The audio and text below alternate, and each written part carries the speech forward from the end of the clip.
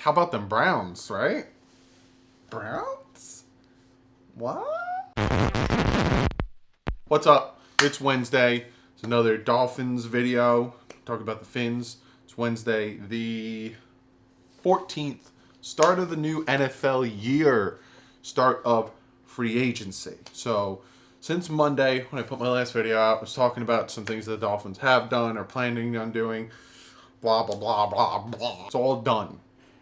Essentially, if it was talked about, if there was contracts that were agreed upon, they're now being signed and done. Let's recap on what has happened with the Dolphins. Maybe I will talk about the other the NFL teams like the Browns. What? Okay, so this is what has happened with the Dolphins before Monday. They traded Landry. They traded Landry to the Browns for their 4th round pick this year, and then their 7th round pick next year. Again, I've talked about it in Monday's video. It's a love-hate situation. He asked for a lot of money. They traded for Quinn from the Rams. Sorry, I have my notes here. There's a lot that went on. My nose is itchy. They traded Quinn. They traded for Quinn, the left outside linebacker, some people call him. He's a defensive end for the Dolphins. They gave the Rams our fourth, not the Eagles' 4th, and then the Dolphins and the Rams switched their 6th round pick. They cut Ndamukong Suh. I don't hate that move. Told you Monday why I don't hate that move. They cut Lawrence Timmons. Don't hate that move. They cut Julius Thomas. They did that actually today.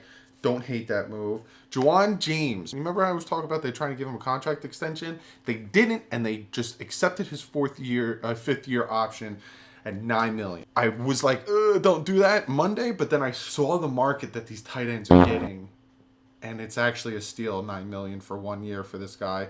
Don't hate that. Do you remember how I said I wanted Cody Parker to re-sign with the Dolphins? Well, he didn't. He went to the Bears. Now I'm like, oh, Miami, why didn't you sign him? I was so mad about this because Cody Parker was pretty clutch last season. He signed a $9 million contract with the Bears. It's too much money. Goodbye, Cody Parker. And 2 big moves, well, these aren't big, but 2 moves happened, I think yesterday or the day before. It happened after I made my video Wednesday. The Dolphins signed Albert Wilson, wide receiver from the Chiefs, and they signed Danny Amendola from the frickin' Patriots. I don't hate these moves either. Jarvis Landry wanted to be paid. He's now being paid $15 million for, it's like $15.9 by the Cleveland Browns. Contracts for these 2 men. Let me just, and again, the way contracts work, just look at the guaranteed money because you can cut them and then it's just a guarantee you got to worry about. Danny Amendola signed a 2-year, $24 million contract. People are like, you gave Danny Amendola $12 million a year, but you wouldn't give Jarvis Landry $15.9 or $16 million? Look at the guaranteed money. $8.25 million is guaranteed. So technically, the Dolphins only signed Danny Amendola for 2 years for $4 million. Not bad. Then they signed Albert Wilson, who is a slot receiver. He's short, but he's fast. A lot of people like to compare him to Jarvis Landry because both are going to be playing in the slot. Albert Wilson is faster than Jarvis Landry, but I heard not by much, by like point something seconds.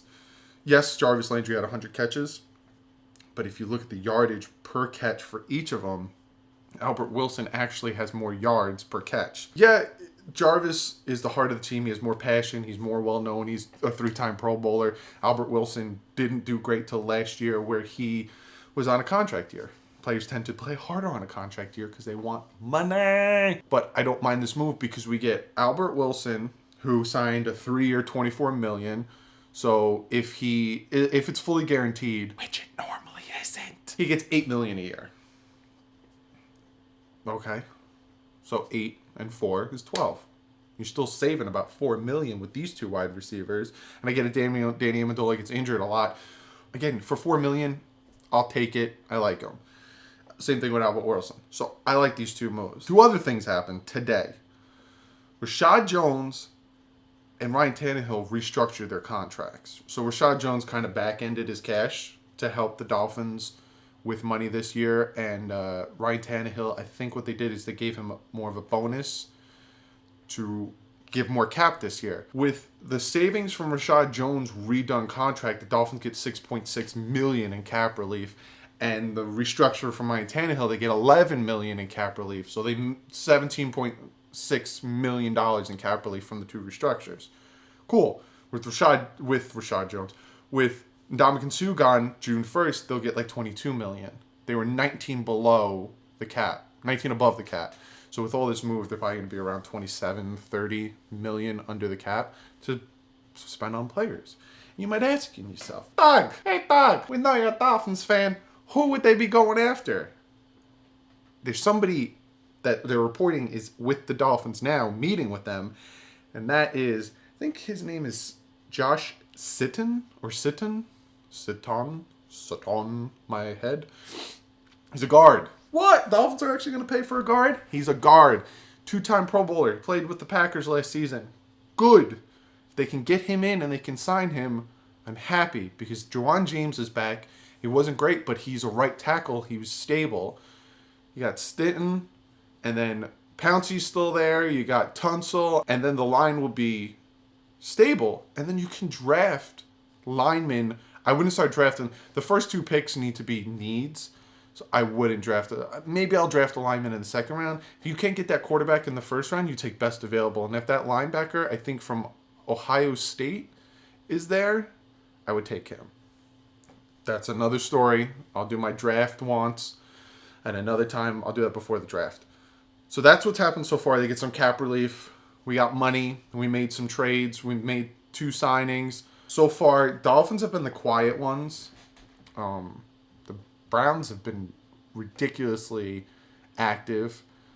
Jets have been ridiculously active. Signed 2 quarterbacks. Kind of worries me a little bit. They get a corner too, and then they get the linebacker that I was talking about Monday for the Titans. I'm not worried. It's the fucking Jets. Jets are Jets, and I'm gonna have Jet fans probably come on here now and be like, "The Dolphins suck too. We went to 2 AFC Championships games in the past 15 years. What has your team done?" Okay, how many... I'm not getting into it. Now let's talk about who I'd like the Dolphins to try to target. They probably won't.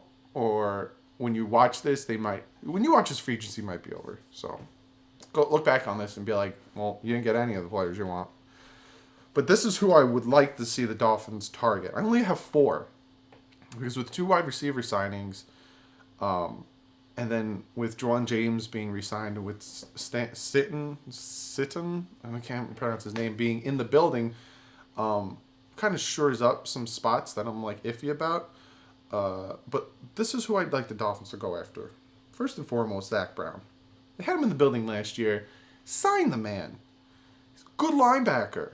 You can have him play middle linebacker behind the rookie, or you can have him start and have the rookie play behind him, and you're not restricted to having a rookie who fucking tore his Achilles last year. You know what I'm saying? No, it wasn't his Achilles. I think it was the ACL. But you know what I'm saying? I would sign him. Second, Eric Ebron just got cut from the Lions. I'd kick those tires. Because Ed Dixon, the Dolphins are trying to get, but supposedly like 100 other teams want him. And it's a shit show. I'd like them to sign the guard. Obviously, he's there. I'd like them to sign a backup quarterback.